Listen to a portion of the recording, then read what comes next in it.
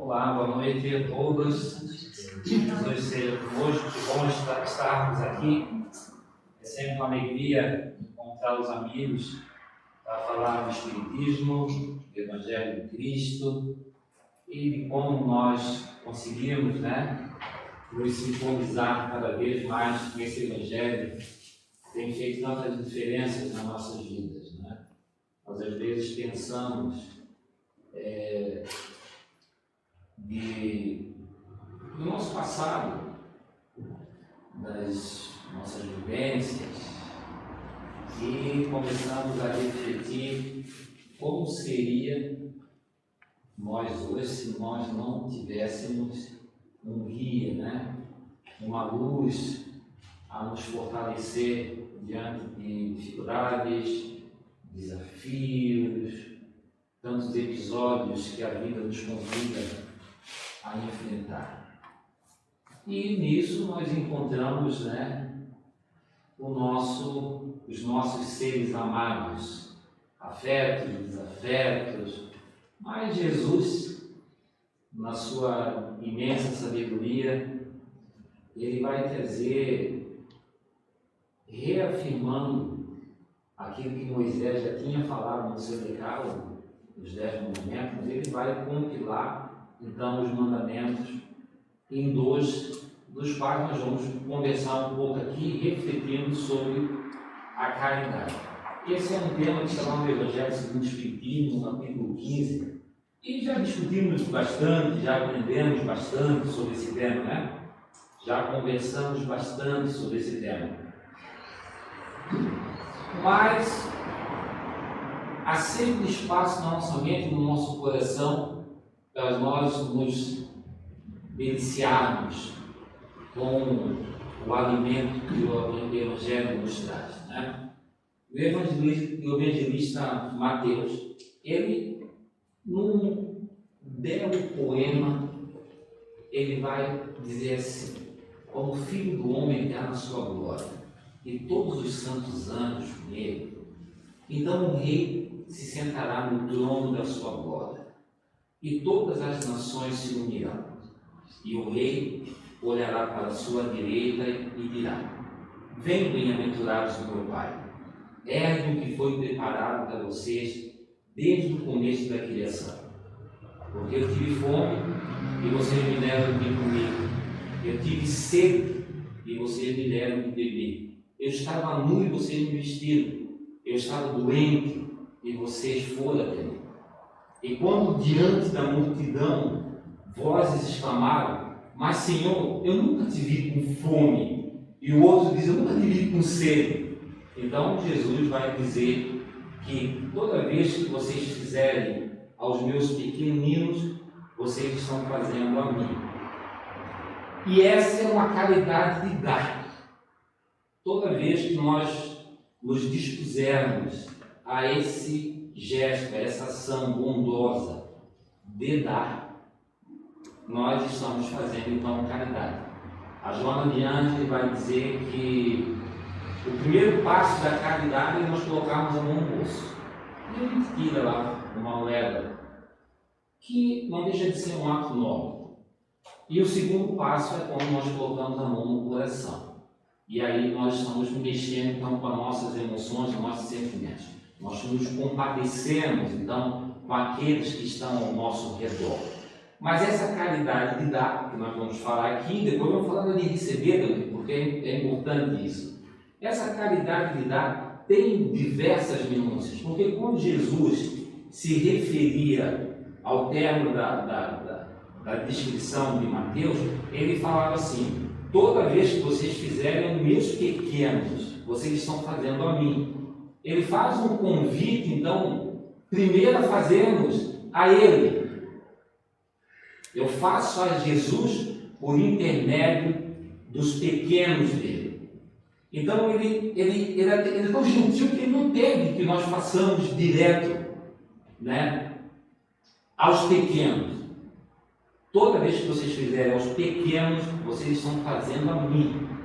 E isso é mais forte, é mais profundo, nos encoraja, nos dá mais força. Porque quando nós nos deparamos com os pequenos, muito embora, em alguns casos, nós nos colocamos na figura do pequeno, alguns sentimentos emergem, aqueles que ainda não foram bem tratados, nós, principalmente os instintos, e parece que nos bloqueiam. Porque eu ceder para o João que está toda a vida me ofendendo, talvez um pouquinho difícil, né?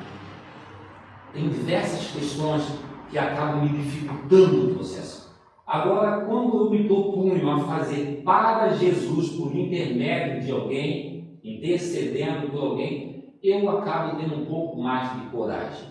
E é essa coragem que eu trago como primeira reflexão da nossa noite aqui.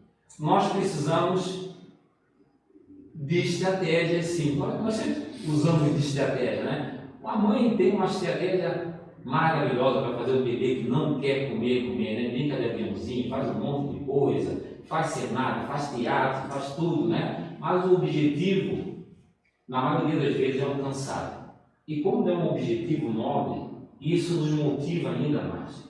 Então, eu faço a Jesus, por Ele eu tenho coragem, por Ele eu sou mais forte. Porque imaginemos nós, Jesus nos pedindo, Paulo, perdoa o João. Eu acredito que nós nem iríamos levantar nenhuma questão, mas Senhor, o João fez isso comigo, o João, olha, vem me complicando, olha, o João, porque o João, ou Paulo, ou Felipe, pode ser nossos filhos, nossos parentes, nossos colegas de trabalho, pode ser um estranho da rua, enfim. Mas o pedido é um pedido grande, para corajosos. E eu preciso, para atender um pedido de Jesus, querer amá-lo. Querer amá-lo. Respeitar só é um passo. Eu, digamos, reconhecer a sua grandeza, a sua sabedoria, é outro passo. Mas eu aceitar o seu pedido é quase como se eu estivesse honrando. E a honra é um sentimento nobre, né? Está lá no Evangelho, honrar o vosso pai, a vossa mãe. Quando nós fizemos isso, nós entregamos algo a mais.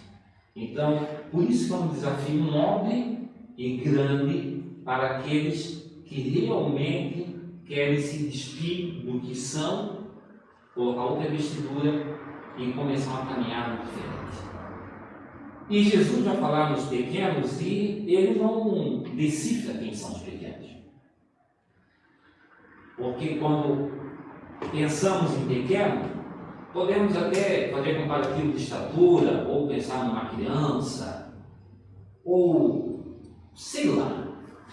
Mas como o Espiritismo traz para nós todo um olhar moral e vem nos dizendo que, na verdade, o que nos diferencia em termos de caminhada é o nosso grau de evolução moral, partindo desse pressuposto, então, todos nós podemos ser pequenos, ou não, porque não estamos falando nem de credo, nem de raça, nem de cor, nem de bens materiais, e nem muito menos em termos de características nossas, pelas nossas atitudes que tão grandes ou não são. Estamos falando, então, daqueles que já conseguiram caminhar um pouco mais nessa visão de melhoramento de si mesmo, na busca, né, do ser interior, na reforma íntima.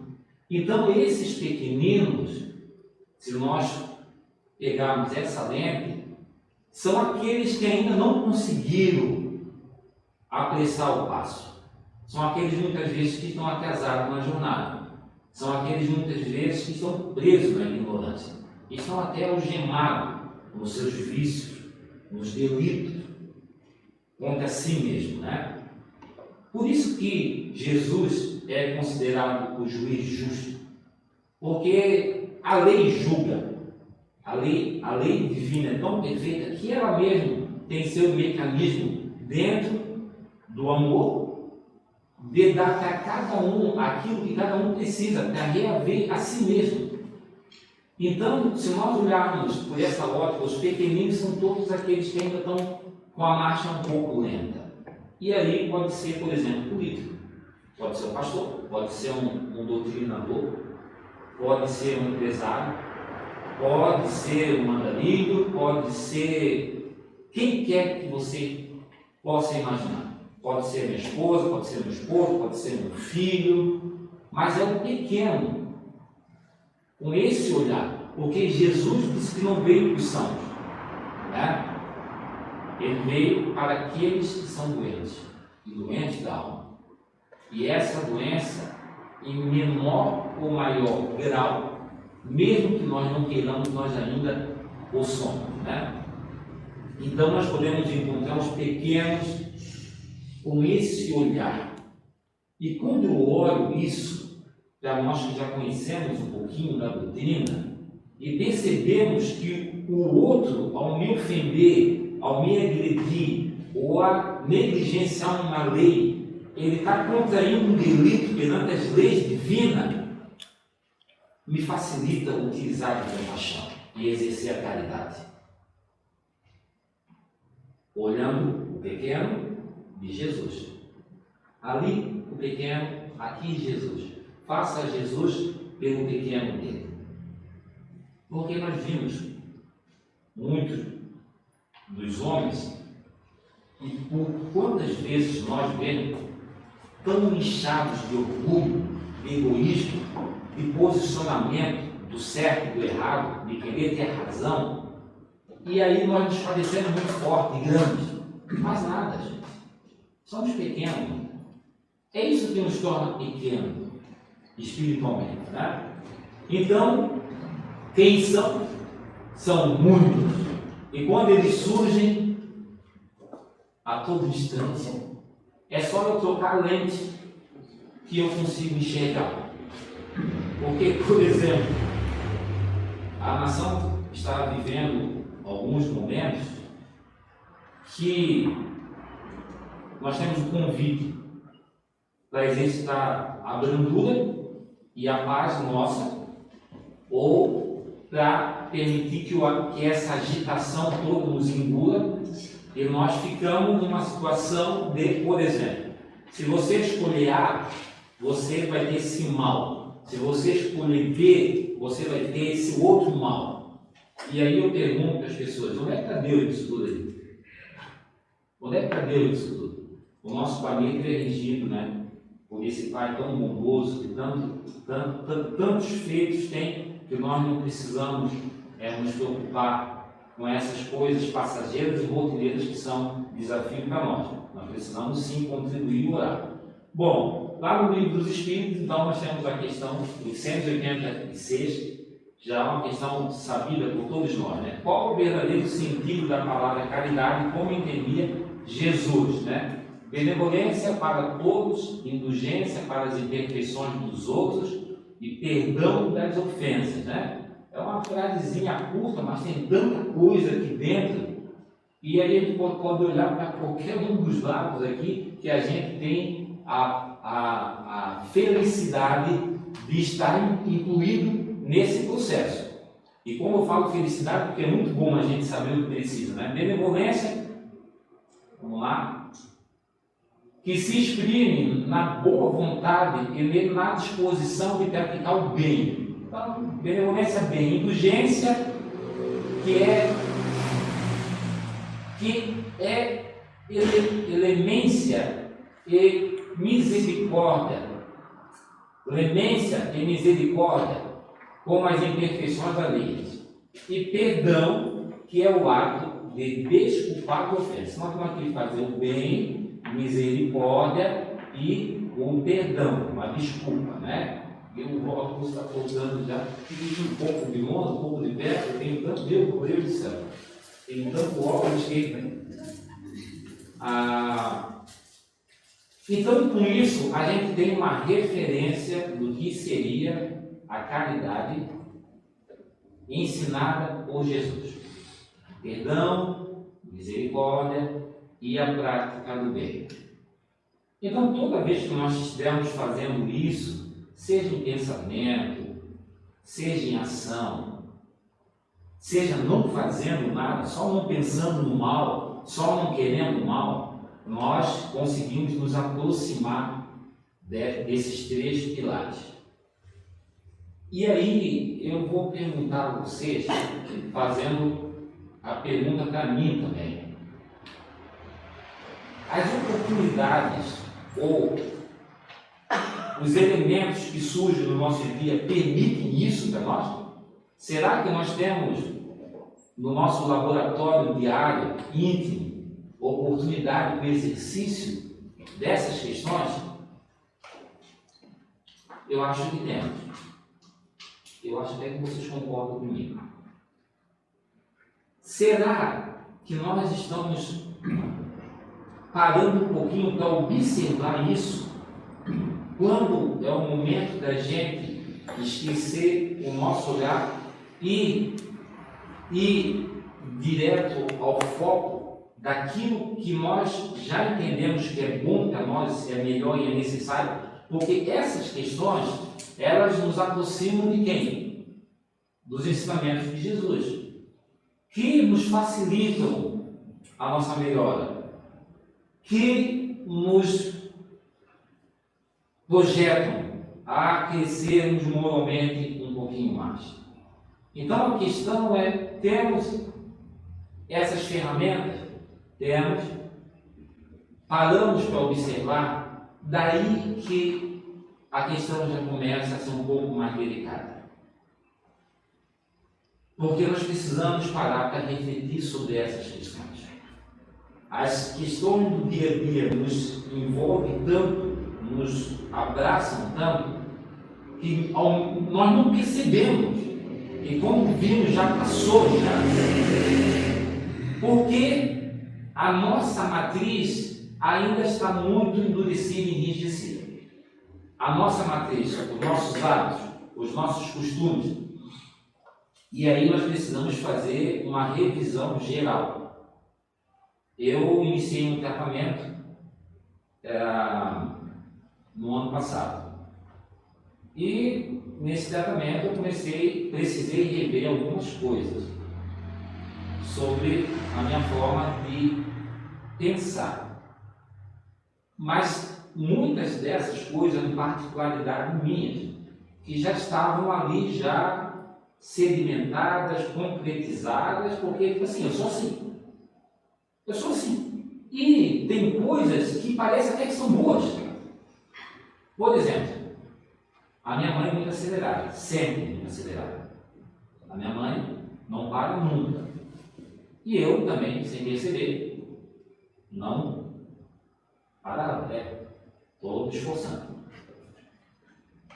Mas sempre em movimento, mas muito movimento. Pô, lembro, eu estudando, eu gosto de mexer com madeira, eu tenho lá uns carros velhos, eu gosto de ficar lá mexendo, parafusando, toda a vida em movimento. E a minha esposa lá no final de semana, para aqui, senta para assistir um filmezinho comigo, mas eu assistindo um filme aqui e a cabeça lá fora, porque eu queria estar lá roçando capim, fazendo um monte de coisa.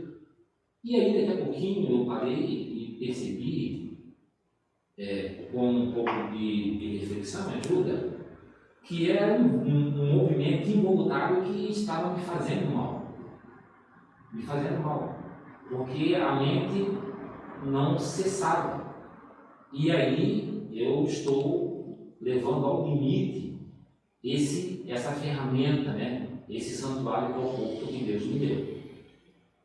E por isso eu tive problemas de saúde, por exaustão, ao trabalho, ao excesso. E aí você vai dizer, alguém vai dizer assim, pô, professor Ayrton, né? Só ele trabalha demais. Ele não é um bom sujeito porque trabalha demais. São coisas muito sutis. Entende o que eu quero dizer? São coisas sutis que incorporam na nossa personalidade, no nosso jeito de ser. E nós não paramos para fazer revisões nisso. A gente deixa ser assim porque nós somos assim. Aí o marido diz para a esposa, não, aquilo ali deixa que eu cuido. Mas deixa que eu cuido, talvez, ele não está dando nem oportunidade dela pegar e dar uma sugestão para ser diferente, porque ele está cuidando do jeito que poderia ser até melhor. Ou como às vezes nós falamos com nossos filhos, não, peraí. Escuta, pai. Tá, é assim, pai, já viu, já passei por isso. São coisas, e esse convite que eu estou fazendo para vocês, são para a gente mexer nas estruturas sutis. Porque senão, nós vivemos o reflexo das coisas sutis, que são as nossas ações, sem mexer nas coisas sutis. É quase como se nós estivéssemos colocando um curativo nas coisas. Então, quando eu quero praticar o bem, eu quero perdoar, se eu for toda a vida colocando um curativo, não, eu li o Evangelho e eu preciso perdoar, eu preciso fazer o bem. Mas tem coisas pequenas que eu não consigo resolver dentro de mim. Por exemplo, me perdoar quando eu erro. A minha mãe é uma cozinheira de mão cheia. Se o bolo passa do ponto e queima um pouquinho, esquece. Ela não tem como você convencer ela, animar ela. Você pode dizer que está gostoso, não importa. Queimou, não podia ficar daquele jeito. E isso também acontecia comigo. Excesso de perfeição. Querer uma perfeição, uma cobrança exacerbada de si mesmo. São pequenos atos de revisão que nós precisamos para começar também a ter essas revisões. Porque senão nós vamos ser espírita 10, 20, 30 anos e daqui a pouco, como passa alguém nos ofenda, a gente pega, explode, porque como eu estou ouvindo isso há 30 anos. Nós precisamos de uma revisão mais profunda. Por exemplo, como acontece uma situação de eu não conseguir ter um autocontrole, eu posso pegar e estudar, porque eu não consegui ter um autocontrole sobre aquela questão. Eu posso pensar nisso, eu posso refletir, eu posso analisar, eu posso tentar ver qual foi o detalhe que me impulsionou para que eu não conseguisse ter aquilo. Então a gente está falando de um exercício maior, aproveitando o laboratório, porque no laboratório não é isso que se faz. Observa e observa. Porque se eu só pedir perdão para o Carlos, beleza, Carlos, me perdoa, né? Pô, foi sem querer, me perdoa. Legal, muito bom. Já é difícil, né, a gente admitir, para pedir perdão para o Carlos. O Carlos colocou minha frente ali na rua, ainda pedir perdão para ele. É meio difícil. Mas a gente refletir sobre o que eu senti, o que aquilo provocou dentro de mim, eu estar trabalhando de forma mais profunda. E daí tentar, é o que o cientista faz, né? O observador faz. Então vamos observar um pouquinho mais. Lá, Jesus vai compilar os mandamentos, o decálogo de 2 mandamentos. Ame o Senhor, seu Deus, de todo o seu coração, de toda a sua alma, de todas as suas forças e de todo o seu entendimento. Meu Deus, tem tanta coisa aqui, mas é esforço, né? De todo o teu esforço, da tua alma. E depois, o segundo mandamento, ame o seu próximo. Bom, Jesus coloca aqui 2 personagens, Deus e o próximo. E nós já estudamos que você amando o próximo, você está amando Deus. Porque é o instrumento que Deus coloca, além de nós, é o nosso próximo. Para que a gente possa praticar o bem, possa praticar a caridade. Então, a questão é o seguinte: quem é o meu próximo? Porque Deus, muito embora nós não conheçamos em toda a sua magnitude e grandeza, pela nossa condição, mas a nossa referência a Deus pelas suas obras é ilimitada. Então nós percebemos a grandeza de Deus, mas o nosso próximo que é um indivíduo oculto, né? E isso que eu quero falar um pouquinho para vocês agora. Aí eu vou trazer aqui a parábola do bom samaritano, que também já ouvimos muitas vezes. Mas dizia então que um homem descendo lá de Jerusalém para Jericó, ele vai ser acometido de um assalto de forma que ele fica sobre a terra e é roubado. E aí passa um sacerdote, que era um estudioso da lei, à época, observa e dá a volta. Passa um levita, observa e dá a volta. E passa o samaritano, então, vai lá e acolhe e atende e enxerga aquele indivíduo que está caído. Bom, essa parábola, ela surge quando um dos doutores da lei vai testar Jesus, perguntando a ele o que eu preciso, Senhor, para alcançar a vida eterna. E Jesus vai então pegar e falar da parábola, né? Jesus responde a resposta do doutor da lei. O que está escrito na lei? Respondeu Jesus. Como você a lê? Ele respondeu: ame o Senhor, seu Deus, que já lemos, e ame o seu próximo. Mas o negócio é o seguinte, e Jesus pega, ainda mais à frente, pergunta, depois da parábola, para o doutor: qual desses três parece ter sido o próximo daquele que caíra em poder dos anéis? E a resposta a gente sabe? Sabe? Estamos vendo muito bem.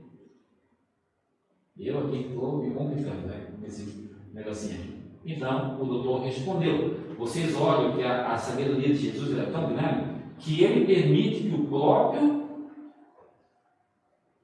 que quem estava interrogando, respondesse pela boca dele. Aquele que usou de misericórdia para com ele. Então, Jesus vai, né? E faz o mesmo.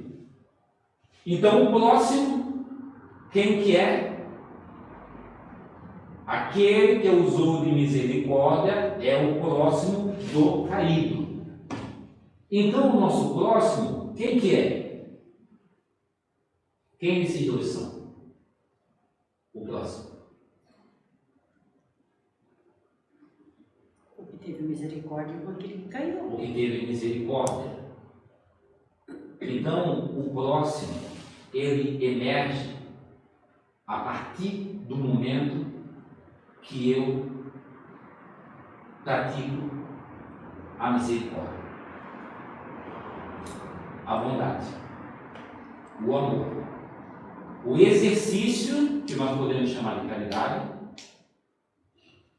faz com que nós encontremos o próximo.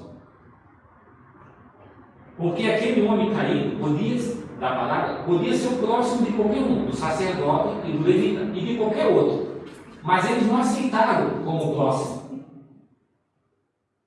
Porque muitos preferem adorar Jesus em imagem. Muitos não querem adorar os pequenos de Jesus. Não querem atender os pequenos. Não, eu sigo Jesus. Mas Jesus... mas os pequenos como é que ficam? E o próximo como é que fica? Não, é Jesus. A grande maioria de nós, muitas vezes, talvez, faz igual o levita e o sacerdote. Não pelo homem caído na estrada, acidentado, mas pelo que está em pé, do nosso lado, nos testando, servindo de instrumento, servindo de degrau para o nosso exercício da caridade e do bem. Muitas vezes o caído é o orgulhoso, é o vaidoso, é o indisciplinado, é o estúpido, é o cobrador, é o chato, é o que me leva ao extremo para ter tolerância. Muitas vezes o caído é aquele que está lá na glória do mundo, seguido por milhões, e que acumulou muita fortuna. Mas espiritualmente, moralmente, é caído. Mas eu só vou enxergar o caído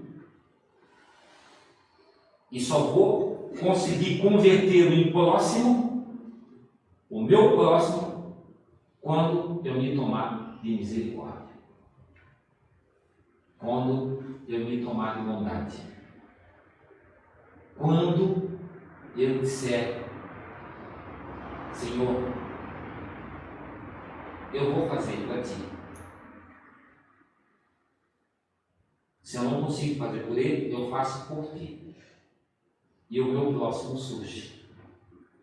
Geralmente, nas condições extremas que nos levam ao limite. Geralmente, em condições extremas que nos levam ao limite. Mas esse é um problema nosso. Que nós ainda temos dificuldade de administrar. Porque se nós já tivéssemos facilidade de lidar com essas questões de perdão, de bondade, de misericórdia, a gente não ia nem sentir tanto. Então, o caído e o próximo não tem face, não tem identidade, não tem nome, não tem raça, não tem credo, não tem nada. Porque o Evangelho não faz descrição de quem era o homem caído. Era um homem caído. E isso é algo que nos traz muitas possibilidades. Mas olha como nós precisamos de uma revisão profunda, porque nós temos que passar por nós mesmos, porque a primeira barreira que eu encontro, cara, a primeira barreira que eu encontro sou eu. A primeira barreira que eu encontro, a senhora Camila, a primeira barreira que eu encontro, Carlos, Camila, sou eu. É eu que não, às vezes eu até quero, mas eu mesmo não permito que eu vá à frente, porque daí eu me encho de razão, me encho de orgulho. Já pensou, gente? Meu Deus, a gente vai na fila da padaria de manhã cedo, compra pão, vai tomar um cafezinho em casa. E aí a menina lá do balcão dá aquele atendimento de bom dia, né? Aquele atendimento, cara virada, não olha para mim, faz que não me vê. E eu estou ali já, comprando o pão material, mas estou recebendo com a possibilidade de receber o pão espiritual. E sem querer eu já faço meu julgamento ali. Nossa, que delicadeza. Que delicadeza. Já estou fazendo. Eu nem pensei assim, puxa vida, né? Que horas que acaba dos padeiros? 4 da manhã, 3 da manhã para fazer o pão, a gente está dormindo ainda, gente. A gente nem sabe o que está passando na vida daquela pessoa, na cabeça daquela pessoa, a gente nem está. Então entende que a primeira barreira é nossa, porque nós muitas vezes a gente já deixa vir isso que é algo latente, que insiste em nos algemar ao estágio que ainda estamos, nos tornando reincidência, reencarnação após reencarnação.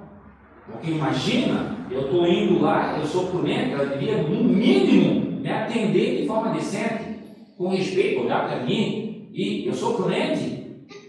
Então, essas questões que estão muito sedimentadas em nós, se nós não fizermos revisão para enxergar isso, para ser humilde, de cabeça baixa, e dizer assim, pô, tem alguém me servindo primeiro, e o que vale o dinheiro se não tem alguém lá me servindo? Eu posso ter 1 milhão para comprar o pão. Se não tem alguma padaria, eu vou fazer o quê? Eu tenho que fazer o pão. Então vocês entendem esse processo? Só que nós nos fechamos nisso, criamos uma barreira e não permitimos caminhar para encontrar alguém, esse próximo. Né? Então, quem é o próximo de quem? Quem é o próximo de quem? E por isso que a lei é tão perfeita, a lei é tão consistente. Num ato desse, nós dois podemos nos tornar o próximo um do outro.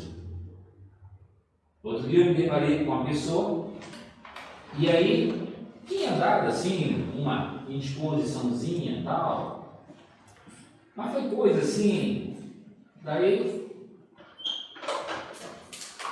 e foi até na semana passada, então vocês olham como a gente é testado, né?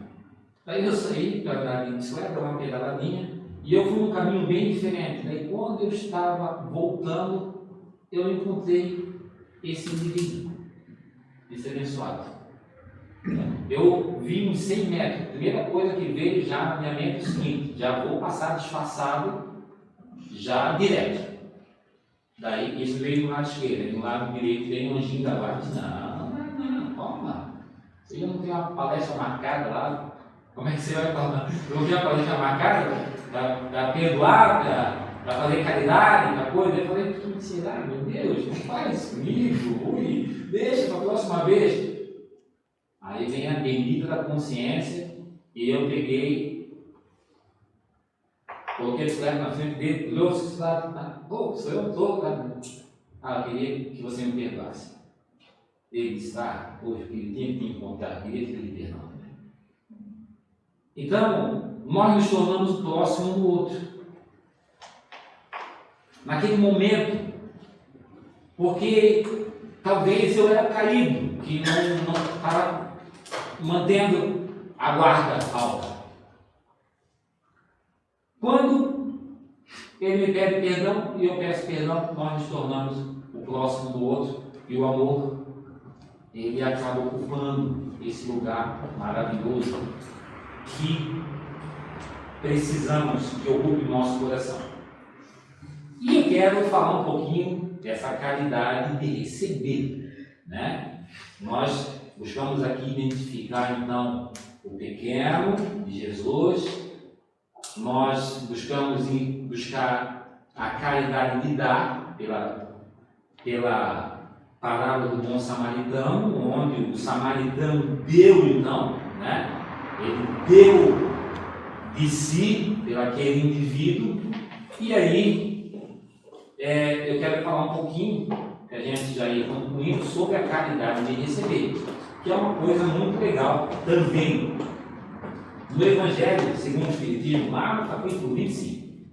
Então, Jesus vai dar, a primeira vez que Jesus vai dar orientação aos seus discípulos para que eles pudessem sair, divulgar a boa nova, lá naquela época, para que eles pudessem anunciar a boa nova. E aí ele vai dar algumas orientações. Isso aí está lá no Evangelho segundo o Espiritismo, capítulo 25. E esse capítulo tem 3 títulos, 3 tópicos, mas tem um tópico que é não vos inquieteis pela posse do ouro. E Jesus vai orientar aos discípulos. Pensemos nós que a orientação está vindo a nós agora. Não vos inquieteis pela posse do ouro, ou da prata, ou de qualquer outra moeda em vossa bolsa. Não prepareis nem um saco para o caminho, nem 2 roupas, nem sapatos, nem bastão, porque aquele que trabalha merece ser alimentado. Jesus está pedindo que os discípulos se despissem de tudo, que eles não levassem nada, nem roupa, nem abrigo, nem alimento. E aí a gente vai, um pouco mais à frente, entender isso. Aí ele vai falar, eu preciso ler isso para que a gente entenda na íntegra. Em qualquer cidade ou qualquer vila que entrardes, informai-vos de quem é digno de vos alojar. Jesus está dizendo que em qualquer lugar que você for, cidade, vila, casa, informai-vos de quem é digno de receber o discípulo. E permanecei com ele até que vos for. Entrando na casa, saudai-vos dizendo que a paz esteja nessa casa. Se a casa dela for digna, vossa paz virá sobre ela. E se ela não for digna, vossa paz retornará com vós. Então Jesus, em outras palavras, vai dizer, se a paz, se você for bem recebido, se aquela casa for digna de te receber, meu apóstolo, Então você vai deixar a tua paz lá. E se aquela casa não for digna, você vai sair e a paz vai retornar com você. E por muitas vezes na nossa vida, no nosso dia a dia, nós recebemos a visita. Nós recebemos a visita. E aí nós precisamos ser dignos de receber esse alimento, essa paz. Só que recebemos a visita, muitas vezes, recebemos a mensagem, mas muitas vezes o nosso foco está no mensageiro, não está na mensagem. Porque você receber da quem já se determinou que quer ser melhor, você receber um mensageiro e o mensageiro lhe levar uma ofensa, para você é uma forma de exercício do Evangelho. É uma forma de praticar o Evangelho. Mas o meu olhar está onde? Primeiro, no mensageiro. Eu fico ofendido com o mensageiro, porque o mensageiro me provoca, ou me insulta, ou me chateia. E eu esqueço a mensagem e coloco o foco onde? No mensageiro. Colocando o foco no mensageiro, eu permito me bloquear pela minha imperfeição. Permitindo me bloquear, era o próximo, que era para ser o meu próximo, deixei embora. Foi embora. E era a paz que era para mim, que também foi embora. Porque nós temos que ser dignos. E ser digno não é dizer, não, eu sou espírita, eu sou católico, eu sou evangélico. Eu, lá em casa, tenho paz. Não é dizer isso. É a gente viver isso, né? É a gente viver isso.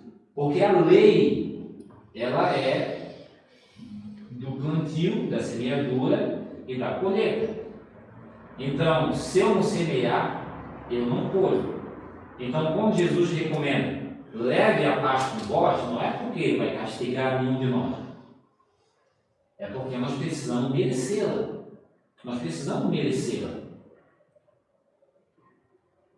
Até o entendimento do Evangelho do Cristo, o entendimento profundo, ele vai se tornando cada vez mais profundo quando nós merecemos. Porque senão é superficial, das leituras dos livros, de ouvir as palestras. Eu preciso merecer realmente, porque os espíritos que se aproximam de nós, que são os espíritos bondosos, os espíritos de luz, eles precisam que a gente permita a aproximação. Se eu continuo do jeito que eu sou, orgulhoso do jeito que eu sou, fechando as portas do jeito que eu fecho o tempo inteiro, porque eu faço a minha prece matinal, dizendo, Senhor, me ajuda, hoje eu quero ser melhor. Hoje eu quero ser melhor, eu quero superar algum desafio.